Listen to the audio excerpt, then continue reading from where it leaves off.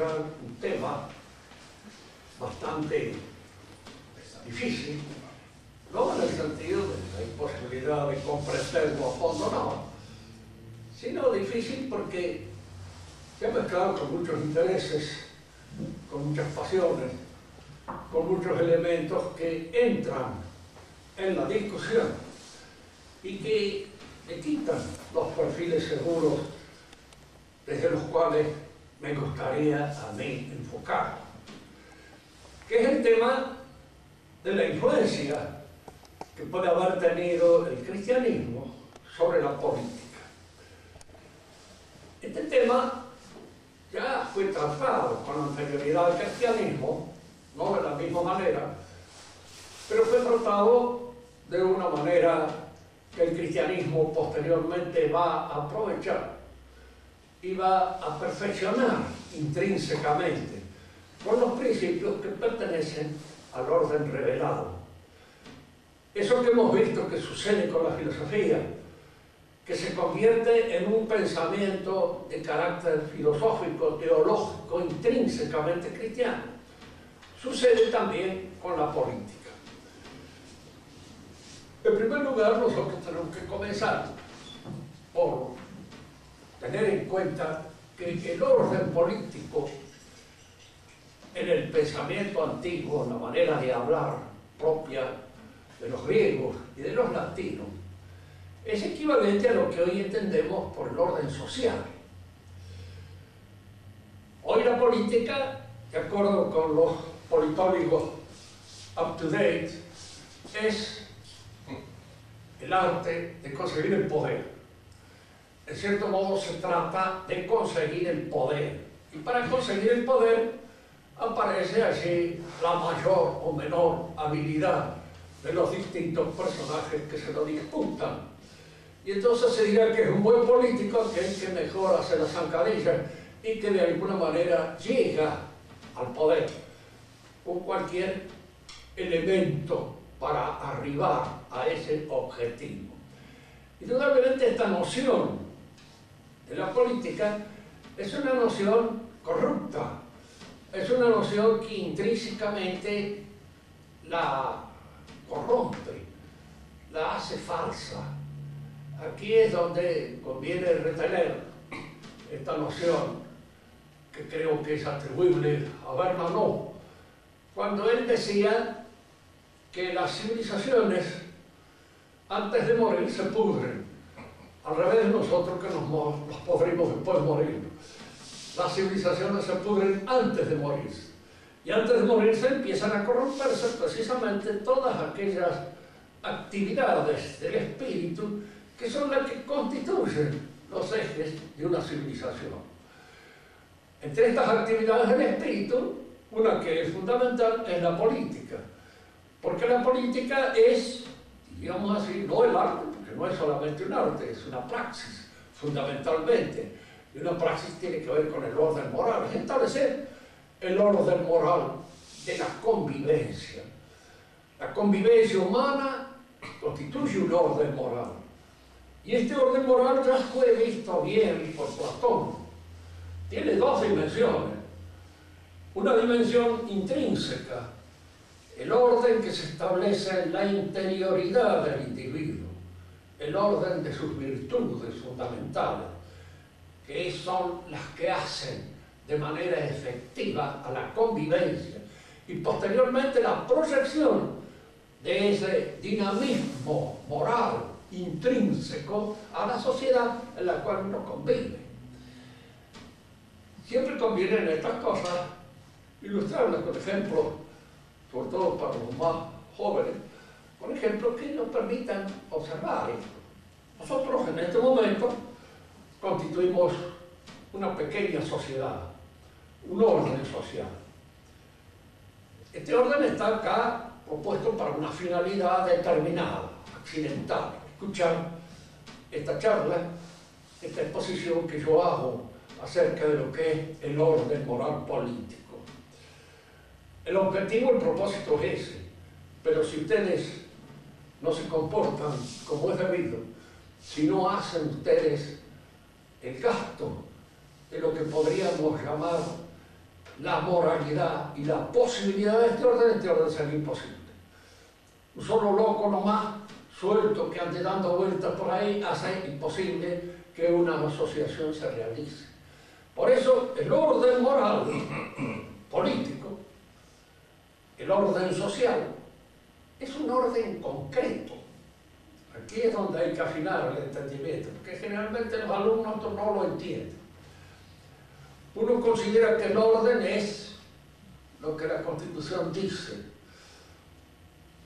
Efectivamente, la Constitución de un país, sus leyes y todo aquel aparato en torno a las leyes para que se cumplan, para que se realicen, coadyuva a la realización del orden.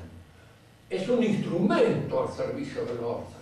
Pero fíjense, es causa instrumental del orden. No es la causa formal del orden. No es lo que hace efectivamente al orden de una sociedad. Porque con las mejores leyes, con la mejor constitución, con los mejores propósitos puede haber un despiporre completo dentro de la sociedad y no haber orden de ninguna manera. Al contrario, la vida de la gente puede ser completamente desordenada, porque este orden que está ya en abstracto, este orden que constituye el orden jurídico, está al servicio del orden, pero no es el orden, no lo reemplaza, no puede reemplazarlo. Y el orden, si ustedes hacen esta apreciación, porque me pongo a veces en la filosofía de Santo Tomás, es un realismo. Nosotros tenemos una tendencia a no ser realistas. Tenemos una tendencia a irnos por las ramas y en cierto modo a insistir más en aquello que pertenece a la capacidad receptiva de nuestro intelecto, es decir, a confundir la realidad con lo lógico. Y al confundir lo real con lo lógico, estamos confundiendo precisamente en estas nociones lo que es propio del orden concreto de una sociedad a lo que constituye el aparato jurídico para que ese orden pueda realizarse. Al decir entonces que el orden político es un orden concreto, decimos nosotros que es el orden que efectivamente hay en una sociedad y que es el resultado total de la concurrencia de los distintos hombres que constituyen esa sociedad. Ustedes esto lo pueden apreciar en todos aquellos lugares en donde hay un orden social concreto, más reducido, más pequeño, y que permite a uno observarlo mejor. Aquí los sacerdotes, los seminaristas que viven en una asociación, yo he vivido en el orden militar, las cosas lo ven, pues el orden, allí hay orden, no cuando hay una autoridad que en alguna medida, diríamos, lo impone por la fuerza. Porque un orden impuesto por la fuerza no es un orden social, es un orden policial. Y no hay que confundir el policial con el social. El social es aquel que no se impone por la fuerza, es el que se realiza por la actitud intrínseca de todos los miembros de esa sociedad que concurren a la realización del orden. Por eso decíamos en el pensamiento de Santo Tomás, la causa formal del orden social, lo que constituye al orden social, son los juicios prudentes de la gente que lo realiza, que lo efectúa. Hay justicia no cuando hay buenas leyes que dan a cada uno según su derecho, sino cuando cada uno de nosotros está dispuesto también a su vez a dar a los otros según su derecho. Y en este sentido, no según el derecho escrito o el derecho que está determinado por la ley, sino aquel otro que nace de la capacidad intrínseca de cada hombre, de que se lo respete, se lo venere. A una buena señora se la respeta por eso y se la venera por eso. No puede decir, por ejemplo, no puede quejarse a la policía de que uno no tiene en cuenta su condición de dama o su condición de señora, porque puede no tenerse en cuenta. Hay guarangos que en todo momento están dispuestos a pasar por encima de todos esos derechos que nacen, diríamos así, de la capacidad, de la cualidad, de la jerarquía de una persona. No se la respeta como debe, Entonces le pueden decir a un vigilante, mire, a mí me ha faltado el respeto porque me ha hecho esto, me ha tocado la cartera, ha venido así. Bueno, está bien, pero no le puede decir, mire, no me ha saludado como corresponde, no me ha... Porque el vigilante le dice, bueno, señor, ¿qué quiere que le haga? Yo no puedo entrar en los intríngulis de ese derecho imperfecto, pero que es un derecho que, no siendo determinado por la ley, está determinado por los buenos usos, por las buenas costumbres. Platón había visto esto, pero Platón era griego. Y al decir griego decimos también, en cierto modo, era pagano. Para él lo esencial de la vida religiosa estaba en el pasado, estaba atrás, estaba en el comienzo de las cosas. Hay, diríamos así, en el platonismo, una suerte de añoranza metafísica del paraíso, del orden primero que se estableció entre los hombres cuando Dios los creó. Fíjense que él había perdido un poco de vista la noción del paraíso tal como aparece en nuestra tradición, tal como nuestra tradición la sostiene, pero él tiene una noción de que hubo un momento en que los hombres estuvieron en una situación primordial muy superior a la actual. Para él el hombre es un Dios venido a menos, es una suerte de Dios decaído, es una suerte de Dios que ha sufrido una caída, pero no una caída como la entendemos nosotros que sufrió Adán en el paraíso, que es más bien de orden moral, sino es una caída ontológica, es una caída de una situación primordial, casi divina, a esta especie de compromiso con el cuerpo que viene a ser una prisión en la que el alma se encuentra. Ahora para él, fíjense, esto es importante descubrirlo ya en los griegos y descubrirlo en el paganismo. Para él, el orden político debía coadyuvar, hacer posible esta liberación que el hombre tenía con sus ataduras terrenas, que el hombre estaba ligado a su situación corpórea, a su situación material. Y esta situación material en el pensamiento dualista de Platón significa un rebajamiento ontológico, significa una caída ontológica, significa un desmedro de la condición real del hombre. Este desmedro puede ser, diríamos así, vencido individualmente por nosotros, pero el orden total de la sociedad debe coadyuvar para que este vencimiento, para que esta derrota de lo desmedrado, de lo inferior, sea posible. El orden social tiene que colaborar en esta liberación del hombre de su condición carnal. Cuando nosotros decimos que un pensamiento es griego, queremos decir que ya, claro, no está tocado por la gracia cristiana. Está bien, hay allí, como si dijéramos nosotros, una suerte de rumbo, una suerte de disposición buena, pero no es exactamente la que debiera ser, porque les falta el conocimiento acabado que a nosotros nos dio la gracia que el cristianismo trajo como consecuencia de esta aparición en la tierra del Hijo de Dios.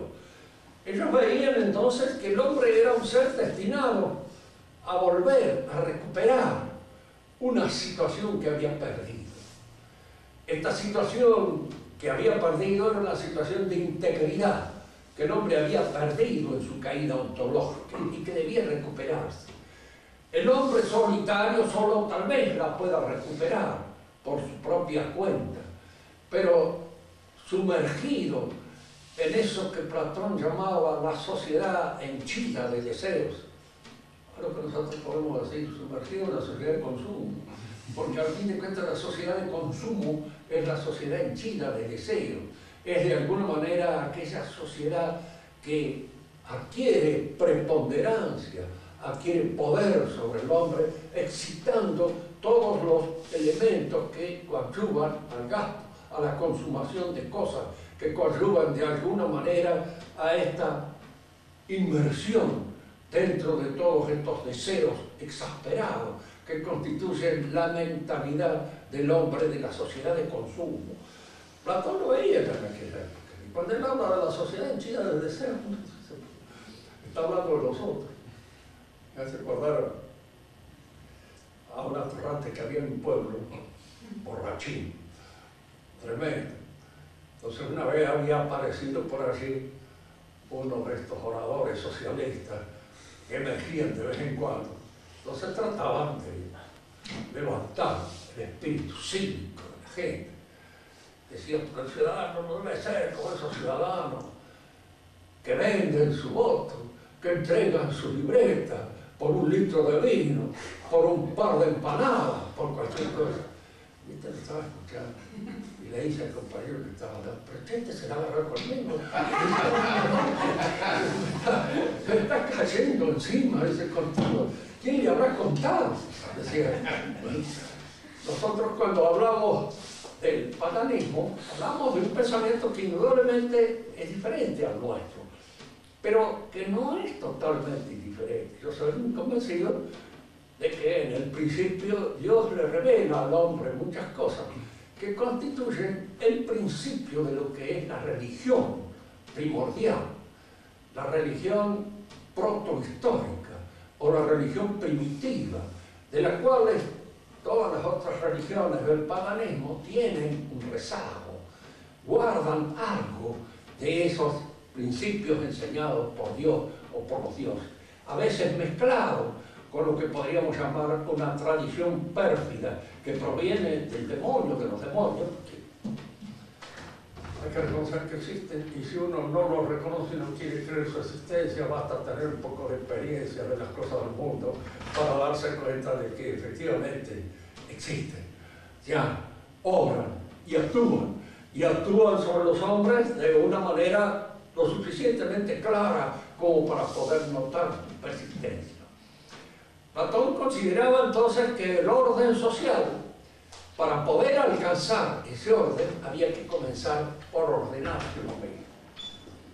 La justicia es la virtud propia del ámbito social. Es lo que podríamos decir nosotros, es la virtud social por antonomasia. Pero la justicia no es una ideología, ni es tampoco un programa de realización política en el sentido en que hoy lo entendemos, es virtud.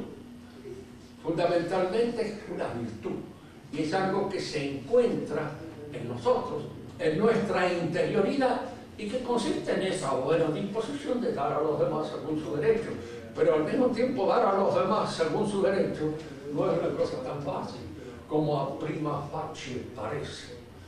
Primeramente sí, significa cuando yo leo todo lo que dicen de los derechos del hombre y entonces le concedo a este tales y cuales derechos, lo cual es completamente absurdo, para no decir estúpido, porque concederle a un hombre el derecho a opinar sobre cualquier cosa en un momento determinado, cuando sabemos que no sabe un pito de las cosas sobre las cuales puede opinar, resulta imbécil en nuestra relación con los hombres. Podemos pedir la opinión a alguien sabiendo que sabe. Entonces nuestro pedido de opinión está dirigida a su conocimiento, al reconocimiento en él de ese derecho de enseñar que puede tenerlo por vocación o por profesión, pero que de alguna manera supone que su opinión no es una opinión cualquiera, sino que es una opinión fundada. Entonces, el reconocimiento de los derechos no es tan fácil, que requiere no solamente la virtud de justicia, sino la concurrencia unánime de todas las otras virtudes. Si no hay templanza, no hay justicia. Si no hay fortaleza, en un momento determinado no hay justicia, que me asusto y hago cosas que no debería haber hecho. Y obro injustamente contra los demás. De manera que la justicia, aun cuando Platón no la haya visto con esta perspicacia y esta acuidad con que la vio posteriormente Aristóteles, no es, de hecho, en el pensamiento de Aristóteles, la justicia integral de todas las otras. La virtud integral de todas es la prudencia, y no la justicia. Pero la justicia, en alguna medida, en tanto es una virtud superior a la templanza y a la fortaleza, significa el ingreso dentro de ellas de la templanza y de la fortaleza. Esto en el pensamiento pagano de Platón no podía ser exigido, pedido de todos los hombres. ¿Por qué? Porque él reconocía que había entre los hombres diferencias fundamentales, mucho más de lo que en realidad podemos suponer nosotros. Entre un hombre, diríamos así, de tipo vegetativo y un hombre espiritual, había todo un salto ontológico muy difícil de pasar, difícil de transitar. El hombre vegetativo estaba condenado a ser vegetativo. El hombre timocrático, el hombre de impulso, estaba condenado a ser un impulsivo. Y el hombre espiritual era un hombre que nacía, diríamos así, con ese sentido aristocrático de lo superior que se daba solo en algunos hombres. La sociedad debía propender a que este tipo de hombre fuera el que manejara la sociedad, el que la dirigiera, porque era él el único que podía alcanzar esa perfección que significaba el retorno del hombre a su situación primera. Esto que sí significaba una recuperación de la situación primordial, una recuperación del paraíso perdido. Fíjense que todo esto está en el pensamiento de Platón y que de alguna manera este pensamiento refleja la actitud fundamental de los paganos. El cristianismo, indudablemente, cuando se dirige, se impone a los hombres, lo primero que reclama es la conversión del espíritu, la metanoia, que decía el griego. Es decir, el reclamo está en ver si yo puedo transformar la voluntad del hombre en función de enseñarle aquel objetivo para el cual él está hecho, para el cual de alguna manera está dispuesto. Acá hay que distinguir una cosa. Por supuesto, esta visión de una situación sobrenatural ofrecida al hombre por el cristianismo no es natural. Si fuera natural, no sería sobrenatural. Es sobrenatural porque las gracias constituyen un don gratuito que da Dios al hombre para sobrelevarlo. Pero en alguna manera la gracia supone la naturaleza. Y al decir que supone la naturaleza, quiere decir que no la contraría en su raíz, que de alguna manera viene a, diríamos, a ofrecer a la aspiración tal vez más profunda de la naturaleza la posibilidad de un ascenso que naturalmente no es accesible, pero sí que lo es por la aceptación de la gracia. De manera que en general los teólogos han señalado esto como diciendo que hay una disposición en el hombre obediencial a la gracia. No podríamos caer en esta especie de error teológico muy moderno que están los teólogos modernos precisamente, en donde no se hace una distinción entre naturaleza y sobrenaturaleza. El cristianismo viene a esta transformación del hombre pidiéndole, reclamándole esa conversión de los apetitos, esa conversión en función precisamente de ese reino de Dios que se incoa ahora en el hombre, que nace en el hombre, que comienza en el hombre. Acá podemos hacer una reflexión que nunca viene del todo mal. Decíamos del hombre antiguo que para él lo esencial de la religión estaba en el pasado. Todos sus actos litúrgicos, todos sus mitos de iniciación son un retorno a la primitiva situación del hombre, que era la buena, la verdadera, un retorno hacia atrás. Si nosotros contemplamos el panorama de la religión antiguo testamentaria, veremos que es todo lo contrario al paradigma. Lo que allá imprime su sello a la mentalidad y a la conciencia del judío en general es el hecho de que aquello que es fundamental y esencial está en el futuro, en lo que ha de venir con la historia, es lo que ha de producirse por la historia. Así como el pagano fue un hombre del pasado, y para él todo tiempo que ha pasado fue mejor, como para nuestro poeta Manrique, para el judío lo mejor es lo que va a venir, lo que está en el contenido, en el seno mismo de la historia. Piensen ustedes en esto, como si el seno de la historia estuviera grueso y de alguna manera, diríamos, embarazado con esta idea que ha de venir a colmar las apetencias del hombre.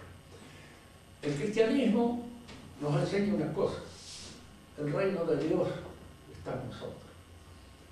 Lo viene ya a predicar nuestro Señor. No es un acontecimiento que ha de suceder en la historia, que ha de advenir con el tiempo.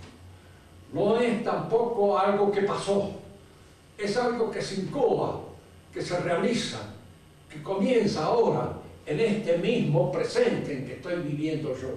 Porque cada uno de los instantes en los cuales nosotros tenemos que elegir, tenemos que optar, optamos por lo bueno o optamos por lo malo, pero es en esos instantes donde nosotros nos aproximamos a Dios, cuando optamos por aquello que Dios considera que es lo que debemos querer.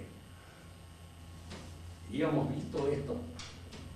El pagano es pasatista, el judío es futurista, y el cristiano es presentista. Ahora está.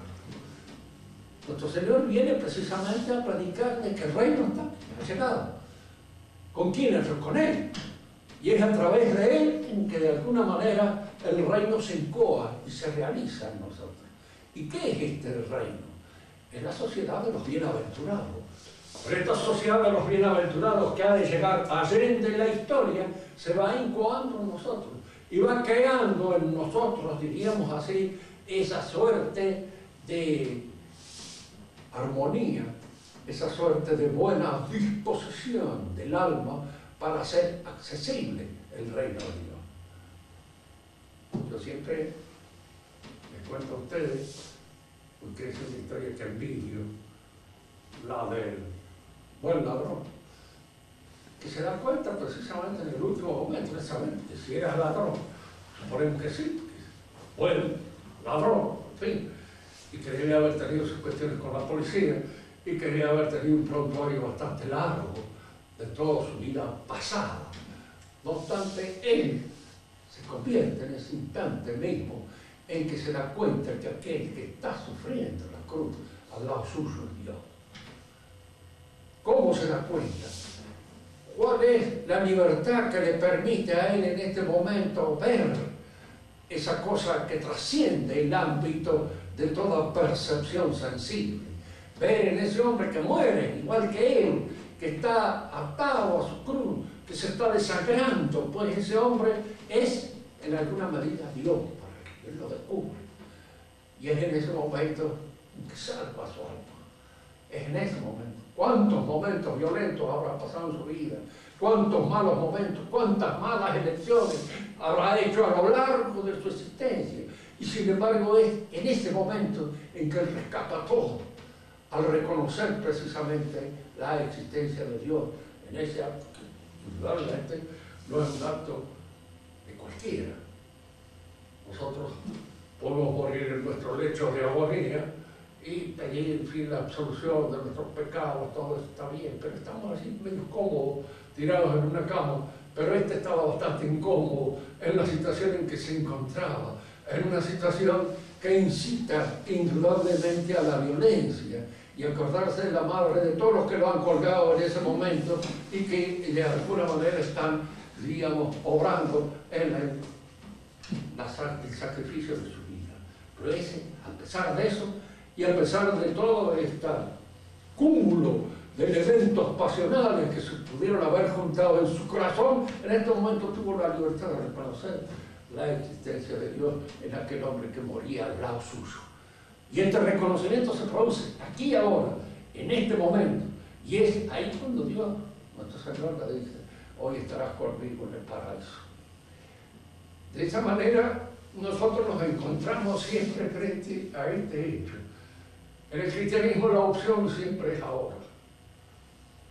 ¿Por qué? Porque al fin de cuentas nosotros no sabemos qué tiempo nos va a dar. También en las licencias se le dice, tome, aquí tiene un mes de vacaciones, vaya a gozar. Y usted se pone el mes acá en el bolsillo y sale. Indudablemente a lo mejor lo piso en un ómnibus a la salida del lugar y en vez del mes ha tenido 2 minutos nada más de ese gozo de las vacaciones que usted supone que va a ser un mes.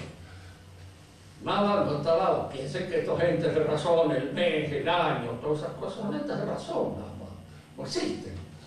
Fuera de nuestra razón no tienen ninguna realidad efectiva. Y entonces a nadie se le puede dar un mes para que goce de tal cosa. No sé, a lo mejor me encuentro con la muerte ahora, a la salida de este momento. Y me topa, y entonces yo tengo que estar siempre, en todos esos instantes, dispuesto a que mi vida sea recogida por el Señor de la vida. Nuestra época, por supuesto, de estas cosas ya no tiene ni idea. Si uno le va a decir, mire, la verdadera política comienza en la reorganización del alma, en la reorganización de ese ordenamiento de nuestras pasiones para que puedan convivir en armonía con los demás. Pero este convivir en armonía con los demás supone la creación de esas virtudes, de esos hábitos buenos que constituyen las virtudes. Aquí hagamos una pequeña digresión en torno a lo que es la virtud, sobre todo para los más jóvenes y que no tienen una frecuentación muy habitual con el pensamiento tradicional, con el pensamiento de Santo Tomás de Aquino. Los que van a la universidad menos que nadie, sobre todo si van a la universidad de filosofía nuestra, donde se enseña cualquier cosa menos lo que es la verdadera filosofía. Se enseñan de todo. Pues por ahí hay algún profesor, bueno, que vende sus cosas así entre medio de ese baratillo de pensamiento que afloran por todos lados y que hacen que el individuo que va y lo recibe se quede confundido para todo el resto de los días. Una vez asistí a una clase de una señorita que estaba dando lo que son sus clases para el profesorado. Entonces enseñaba lógica y enseñaba la división de los juicios según Aristóteles. Y por ahí le añadía la división de los juicios según Kant. Y ella lo mezclaba unos y otros. Entonces yo después la llamé y le digo, mire señorita, ni Aristóteles ni Kant hubieran aprobado esa posibilidad de mezclar estas dos formas de pensar, porque son contradictorias. Si usted sigue a Aristóteles no puede hablar de juicios a priori, porque todos los juicios son de alguna manera a posteriori. Y si usted sigue a Kant, pues no puede hablar de estos otros juicios que se fundan en la realidad concreta y extramental, porque para él no existe una realidad extramental que pertenezca al fuero de lo divino, que impide un conocimiento al que podemos llamar teórico. Todo eso no existe.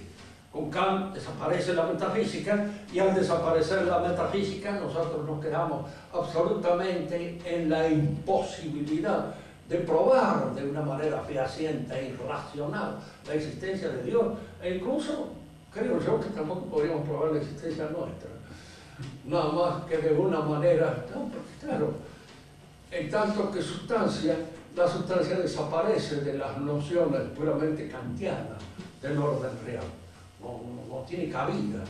La idea de sustancia es la cosa en sí, y la cosa en sí es lo que yo no conozco, de manera que una de las cosas que yo no conozco es a mí mismo, y que una de las cosas que yo no conozco es al hombre, como sustantivo sujeto de una serie de acciones, entre las cuales se dan aquellos juicios de los que habla acá. Pero esta señorita no tenía idea de lo que constituyen las especificidades filosóficas. No se puede ser idealista y realista, claro. ¿Por qué? Porque ningún idealista es realista y ningún realista es idealista. De hecho, habría que pensar, y a veces de señorita le digo, lo mejor que puede hacer es aprender una escuela, cualquiera. Yo no le digo que aprenda el taunismo. Aprenda el marxismo si tiene ganas, pero aprenda una escuela si usted quiere hoy o mañana poder enfrentar un fenómeno con un dispositivo filosófico que se lo haga inteligible, porque de otra manera usted no va a entender nada. Ni siquiera va a saber en dónde se mueve, ni dónde está parado. Por supuesto, como correspondía, no entendió nada. Cosas de este viejo loco, parado, que es además anacrónico y tomista, para colmo. De manera tal de que lo mejor es no hacerle caso para poder salvar lo que llamamos la higiene mental. El cristianismo se inicia con esta conversión del apetito. Y esta conversión del apetito tiene la instauración en el alma del hombre de la gracia. Y la instauración de la gracia supone la restauración, en alguna medida, de lo que se llaman las virtudes naturales del hombre. Y esto es lo que vamos a intentar en este último esbozo de esta clase de Dios. ¿Qué es una virtud? A veces el idioma nos engaña un poco. Fíjense que el español es un idioma muy bien fundado en el latín. Incluso hay una serie de palabras que el español tiene y que no tiene ni el francés, ni tiene el italiano, ni tiene el inglés. Y yo digo, de alguna manera, tal vez esto ha influido en que los franceses se hayan apartado un poco en la época cartesiana de la manera de pensar o de conceptualizar, diríamos, tradicional, escolástica. En francés no existe la palabra ente. Y cuando no existe la palabra ente, no existe la posibilidad de fundar una ontología, claro. Fundada precisamente en la precisión de los términos. La ontología es el análisis del ente.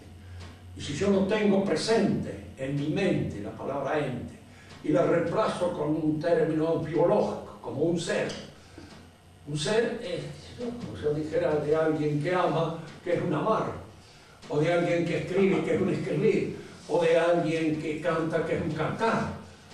No estoy empleando el participio activo del verbo. El participio activo es lo que me permite señalar el sujeto de aquella acción a la cual me estoy refiriendo, ser, cantar, escribir o amar. Nosotros lo tenemos. Y esa es una cosa que el inglés tampoco la tiene. El inglés emplea el término vein, que en alguna manera es un gerundio. Y un gerundio no puede reemplazar a un participio activo sin confusión, sin confundir, de manera tal que la posibilidad de discernir con claridad un análisis del ente, cuando yo no manejo bien los términos que me permiten señalar la realidad con el dedo, yo estoy perdido en una selva de ambigüedades. A veces nosotros en castellano cometemos esa ambigüedad, pero por malas costumbres. La palabra costumbre y la palabra hábito se han hecho de nosotros casi sinónimas, y no son sinónimas. Cuando uno habla de un mal hábito, está hablando de un vicio. De una mala costumbre, está hablando de algo que yo he ido adquiriendo sin proponérmelo, un poco por contagio social. La costumbre es algo que yo adquiero pasivamente, que se me impone. Me acostumbro a fumar, me acostumbro a dormir, me acostumbro a no hacer nada, me acostumbro a ganar, me acostumbro a un montón de cosas que, como ustedes ven, no exigen ningún trabajo por parte de uno. Y de alguna manera suponen una decadencia. Y me habitúo a estudiar, me habitúo a hacer gimnasia, me habitúo a crear una serie de ejercicios en las disposiciones naturales que suponen por parte mía un esfuerzo. Cuando esa disposición natural es buena, por ejemplo, mi impulsión hacia el conocimiento es una disposición buena. Si yo la ejercito, creo un hábito. El hábito nace precisamente de la ejercitación. Ustedes, los que son médicos, se han ejercitado en ese tipo de estudio. Y ese tipo de estudio han creado lo que en ustedes es el hábitus médico. El hábito del médico. Es una disposición reforzada por el ejercicio, por la aplicación, por el estudio, por la observación y por muchas otras cosas que aparecen reforzando la disposición natural y dándole, diríamos, un rigor, dándole un vigor y dándole un esfuerzo suplementario al de la inclinación natural. Y eso constituye el hábito. Hay hábitos intelectuales, como son la ciencia. La Sí, son hábitos. Hay hábitos morales, como son estas virtudes que nos permiten una relación prudente con los elementos que constituyen nuestra nutrición, con el sexo, con la realidad, la relación con nosotros, etc. La justicia, etc. Son hábitos buenos y por ende son virtudes. Y estas virtudes constituyen el organismo natural. A este organismo natural se le añade la gracia, que en alguna medida viene a reforzar, diríamos, los elementos fundamentales de nuestro dinamismo natural. La gracia refuerza la inteligencia por la fe, la voluntad por la esperanza, y todo este dinamismo espiritual que nos induce, nos lleva, nos conduce hacia Dios por la caridad. Cuando el hombre ha logrado esta realización y esa perfección por medio de los estímulos que la gracia provoca, entonces este hombre se ha hecho, sí, un digno habitante de la ciudad del cielo. Y un digno habitante de la ciudad del cielo es al mismo tiempo un digno habitante de la ciudad terrestre. El que busca el reino de los cielos, todo lo demás se será dado por añadidura. Nosotros creemos al revés, que todas las añadiduras que podamos nosotros agregar son las que nos permitirán llegar al reino de los cielos. Es un poco como aquel judío que le habían dicho, hay que amar a Dios por encima de todas las cosas. Entonces en ese momento se dedicó a acaparar todas las cosas que podía, y cuando tuvo muchas cosas, dice, ahora me subo arriba de ellas y amo a Dios. Era una forma de entender este mensaje, un poco, diríamos, en función de este hábitos posesivos que suelen ser muy atribuibles a la raza judaica, que también lo tienen todos los demás, pero ellos tienen una discusión especial a veces para eso. El orden entonces de la vida social se incoaca. El cristianismo nace, va formando al hombre en la familia, y la familia lo va integrando al orden de la sociedad. Y a través de las virtudes se constituye el verdadero orden social, que, como decíamos en el principio de esta conversación, es un orden moral concreto. Y al decir concreto, queremos decir no está en ninguna constitución, no está en ningún ordenamiento jurídico, está en esa conducta real y efectiva que los hombres producen al ponerse en contacto unos con otros en la sociedad. Por eso lo que constituye la formalidad propia del orden social es el juicio prudencial de cada uno de nosotros. Si obramos prudentemente, hacemos el orden.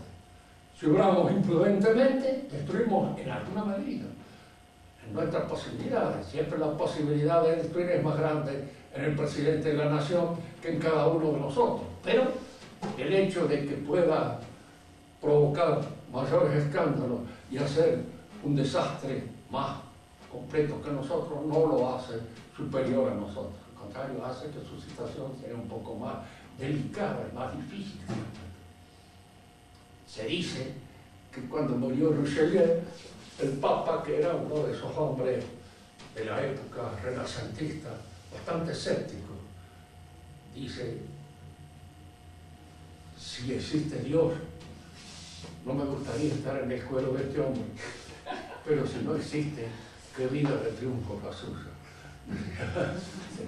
No la posible, pero si existe Dios no le hubiera gustado estar en su cuero, porque de alguna manera debe ser embromado aquel que tiene una responsabilidad tan grande sobre los demás, cuando no obra como debe obrar. Y estas son cosas que el cristiano las conoce perfectamente bien, y que si algunos de ellos en altas jerarquías eclesiásticas se han olvidado, bueno, la cuenta que tendrán que dar ante Dios en el otro mundo va a ser bastante difícil de poder ser sostenido.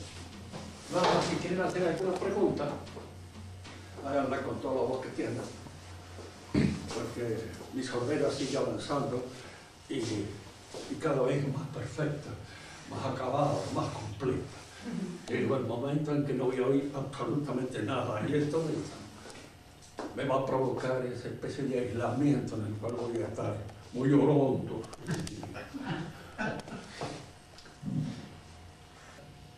Hay que adecuarlo a las posibilidades en que el orden se da en un momento histórico determinado. De manera que esas constituciones y esas leyes pueden ser modificadas en una sociedad. Lo que no es modificable es el orden social fundado en las virtudes, que son siempre las mismas. Y pero a través de la Ahora subversión, aparecen por ahí algunos libritos de instrucción cívica en donde hay unas referencias, diríamos así, a lo que llaman, como es, tienen un nombre especial que dan ahora ellos, pero a las posibilidades que las distintas opiniones con respecto a la moral hay que respetar a todos. la tolerancia. Lo cual es falso, la moral natural es una, las virtudes son siempre esas. Yo me acuerdo haber enseñado ética en la Facultad de Filosofía y por supuesto siempre había algún disidente así, que decía, bueno, por eso de las virtudes es una cosa ya vieja, sí, le digo, es vieja, pero es cierta. La digo, porque usted, incluso si quiere asaltar un banco, tiene que tener algunas virtudes, porque si no, no le va a ser ninguna posibilidad de asaltar. Supóngase que se distrae cuando ve pasar una chica linda por ahí, en el momento en que usted está por meter el soplete en la caja fuerte. Le digo, eso le impide la realización de su acto.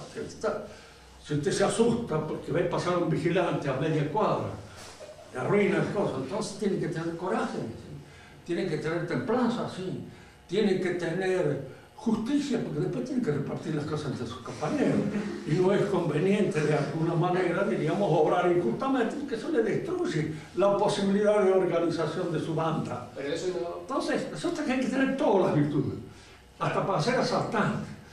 De manera que el orden moral se impone siempre, de alguna manera. Los objetivos, los propósitos son los que nos permiten a nosotros saber si eso está bien o está mal.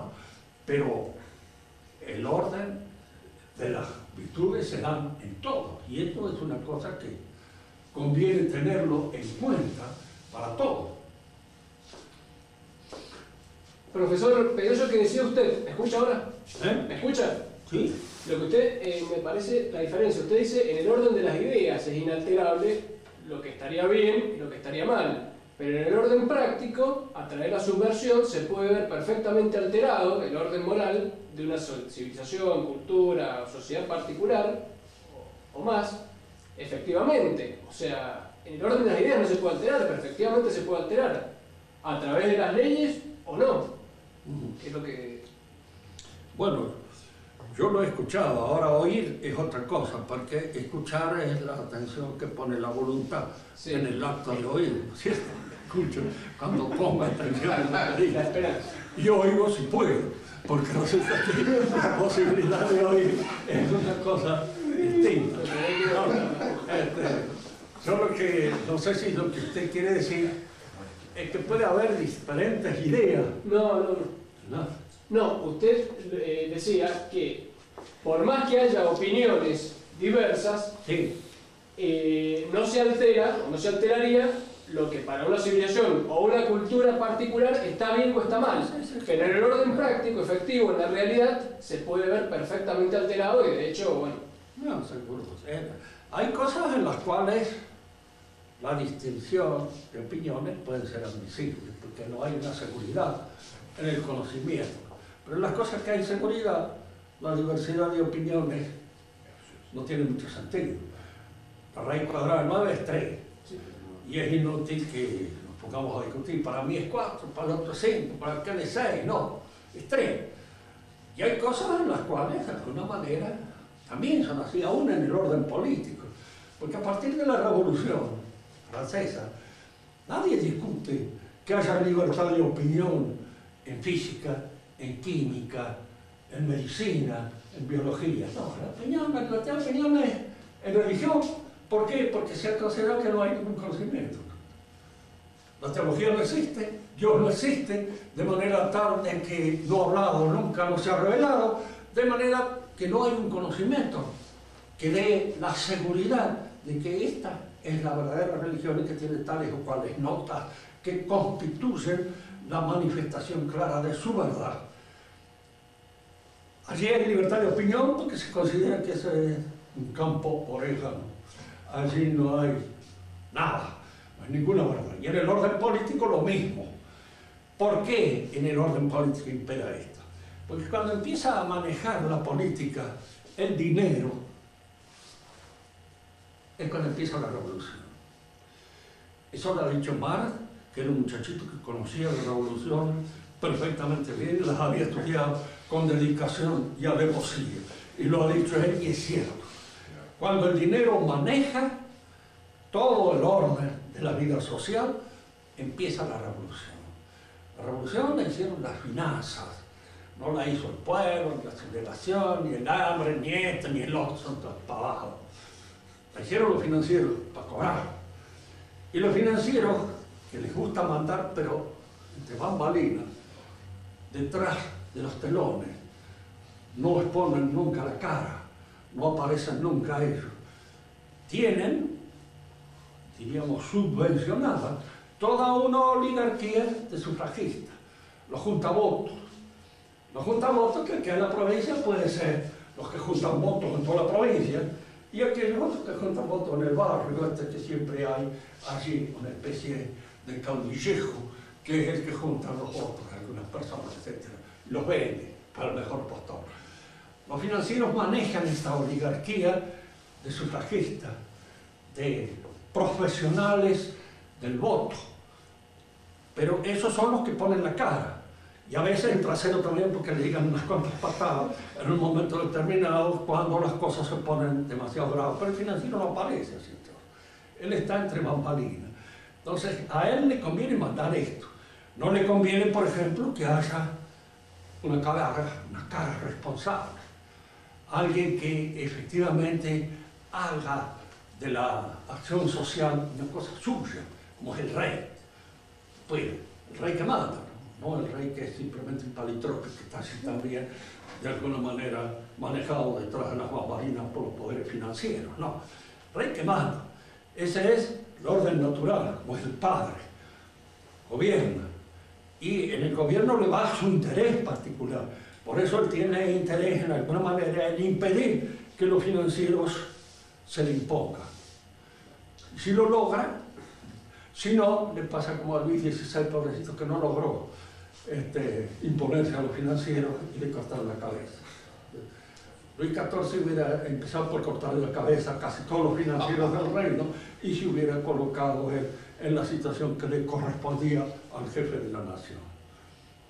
Entonces, estos creen que el orden político no tiene importancia. Hay verdades políticas que son verdades siempre. Siempre maneja una minoría. Siempre. El gobierno está en manos de una minoría, no de la mayoría. Eso es como les diría, es un engaño publicitario. Para hacerle creer al sonsaje que gobierna. Y que ese tipo que han elegido es un representante efectivamente de ellos. Cuando una cosa es un engaño, hay dos tipos. Los engañados, que son los zanahorias, en inmensa mayoría, y el engañador, que es el hombre que maneja el asunto, y que lo maneja a su guisa, a su modo, como él quiere. Y por eso conviene en estas actividades que pertenecen al orden del espíritu, en que hay que imponerse desde afuera, crear un campo de nadie, un no man's land, donde se pueda tirar para cualquier parte, que allí no hay ya más leyes ni más nada. Política reina cualquier cosa. Si uno le dice a un hombre de hoy, mire, sí, siempre va a reinar una minoría, y sería conveniente que esa minoría estuviera seleccionada de las mejores familias de un país determinado. Es decir, que ahora ya no hay mejores familias, no existe nada, no hay nada de eso, porque se ha hecho campo raso de todo eso. Conviene entonces que esas cosas surjan de una situación, diríamos, que haga a la gente responsable. Los romanos, por ejemplo, el que no tenía familia no le daban nada. Uno tenía que ser miembro de una familia, plebeya o patricia. Tanto que, digamos, César, que era de origen patricio, se hizo adoptar por un plebeyo, que era un pariente de él, Mario, con el objeto de hacer política. porque el que no pertenecía a una familia no era nadie. El hombre, no salía. Profesor, recién lo que dijo usted con respecto a los reyes, que ellos tenían ese interés, pero efectivamente, en el proceso histórico, los reyes utilizaron de la burguesía comercial para liquidar a los señores feudales y reforzarse como poder ellos. Digamos que de alguna manera ellos propiciaron su propia caída. No, eso es cierto. Es decir, que los reyes han contribuido a la destrucción del viejo orden feudal y que han favorecido el advenimiento en alguna medida de los poderes económicos que posteriormente los han hecho víctimas. ¿Sí? Y bueno, cada uno muere por la boca, pues por la boca muere. Y así fue como la tuvieron que pagar después. Allí hay que leerlo bien a Rivarol. Él era un personaje que sabía ver muy bien en la situación en la cual se encontraba. Y el que tomó una medida preventiva parecida a la que usted recomienda para Luis XIV fue Felipe el Hermoso con los templarios, por el mismo motivo. A veces en las traducciones no aparece muy claro la modalidad de él, porque hay ciertas cosas, ciertos matices del francés que no pueden ser bien traducidos al español, pierden. Diríamos, el mismo Rivarol lo dice en alguna oportunidad, el lenguaje español es un lenguaje para hablarle a Dios, decía, y el de los franceses para hablar entre nosotros, porque el lenguaje español tiene una cierta contundencia que no se presta a veces al perfil irónico que el francés le da a ciertas palabras. Hay cosas que hay que leerlas en francés y cosas que hay que leerlas en español. Así que a nadie se le ocurriría traducir al francés un verso de García Lorca. Yo lo he leído en francés, horrible. O sea, no se entiende. Pierde todo el colorido, pierde todo el contenido, pierde todo lo que tiene el idioma de andaluz. Y no refleja nada. Es como leer el Batifierro en catalán, en francés o en italiano. Come posso cantare con